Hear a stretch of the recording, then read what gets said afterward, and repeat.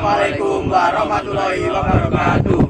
Perkenalkan, nama saya Muhammad Rafi Rayhan, absen 25. Perkenalkan, nama saya Ganifa Gusti, absen 2. Perkenalkan, nama saya Chandra Ardiansyah, absen 7. Perkenalkan, nama saya Dewan Alsyah, absen 36. Perkenalkan, nama saya Farhan Widarto Ibrahim, absen 16. Perkenalkan, nama saya Dewangga Arya, absen 10.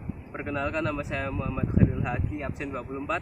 Perkenalkan, nama saya Dimas Rafael Hendrawan, absen Di 11. sini saya dan kawan-kawan saya akan menceritakan dan merangkum bab 1 agama. Di sini videonya cekidot. Diturunkan oleh Allah Subhanahu wa taala dengan hak kebenaran, yakni hak dalam kandungannya. Dalam hal ini, Al-Quran adalah muhaimin terhadap kitab-kitab terdahulu karena ia menjadi saksi dan atas kebenaran kandungan kitab-kitab. Al-Quran memelihara dan mengukuhkan prinsip ajaran ilahi yang bersifat universal kuli dan mengandung keselamatan abdi bagi umat manusia sepanjang masa. Memerintahkan agar menjadikan Al-Quran sebagai pedoman hidup. Hendaklah orang beriman memutuskan perkara berdasarkan kitab suci Al-Quran dan tidak boleh bertentangan dengannya. Tiap-tiap umat memiliki aturan atau syariat yang akan menuntunnya menuju yang dilalui oleh manusia dalam menjalankan aturan beragama.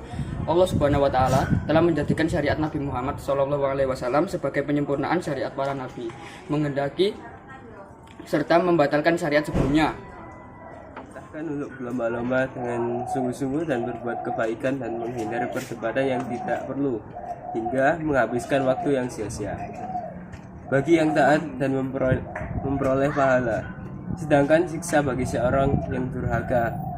Sesungguhnya semua manusia akan kembali kepada Allah Subhanahu wa taala. Allah memerintahkan untuk beramal soleh hingga manfaatnya bisa dirasakan oleh diri sendiri maupun masyarakat luas.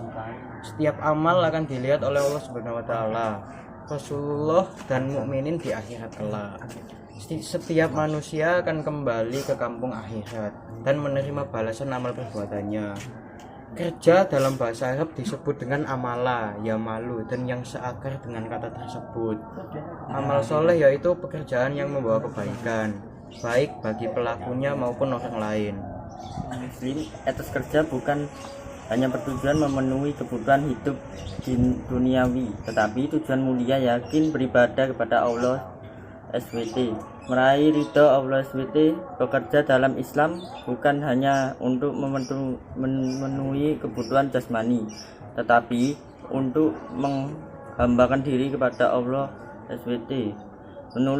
Menolak kemungkaran dapat terjadi pada seorang yang menganggur, sebab ada bisikan bahwa nafsu dan syafaat yang dapat menjerumuskannya ke dalam kemungkaran.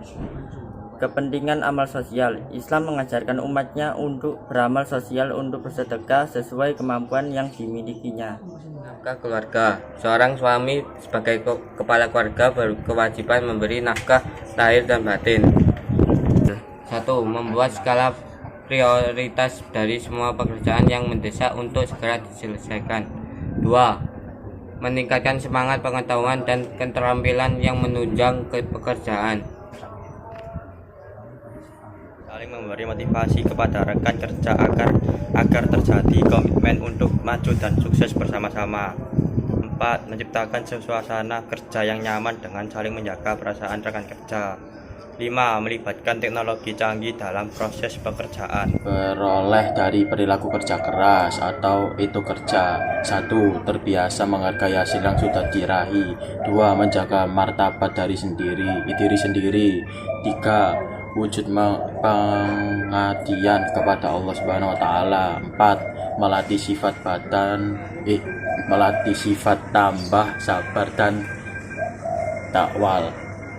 tawakal. Dari saya dan teman-teman saya, Wassalamualaikum warahmatullahi wabarakatuh.